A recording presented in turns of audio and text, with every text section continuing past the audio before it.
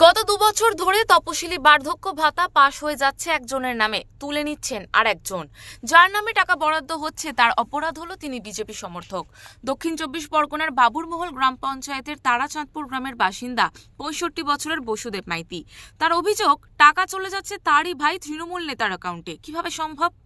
বসুদেব মাইতির দাবি, এগুলো সম্ভব হয়েছে গতবারের তৃণমূল পরিচালিত পঞ্চায়েতের নেতা ও সরকারি কর্মীদের সৌজন্যে। বিজেপি সমর্থক বৃদ্ধ বসুদেব মাইতির নামের পাশে তৃণমূল নেতার অ্যাকাউন্ট নাম্বারটা বসিয়ে বাবার নাম একই রেখে টাইটেলটা চেঞ্জ করে দেওয়া হয়, যার ফলে 2 বছর ধরে টাকা চলে যাচ্ছে ছোট ভাই তৃণমূল নেতার অ্যাকাউন্টে। এর ফলে তৃণমূল নেতা নিজের বার্ধক্য ভাতা তো পাচ্ছেনই, পাশাপাশি বিজেপি সমর্থক দাদার টাকাটাও চলে যাচ্ছে তারই অ্যাকাউন্টে। আমার টাকা আসতেছে, আমার টাকা অন্য অ্যাকাউন্টে চলে যাচ্ছে, সেই জন্য আমি অভিযোগ করছি। অন্য দল করি বলে সেই জন্য। কি দল করেন?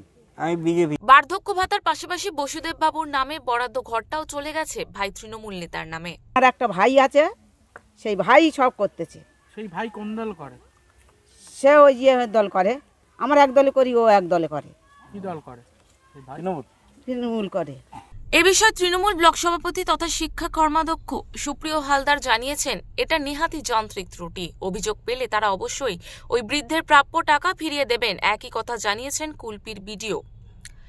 দক্ষিণ 24 পরগনা থেকে গোপাল শীল, ওঙ্কার বাংলা।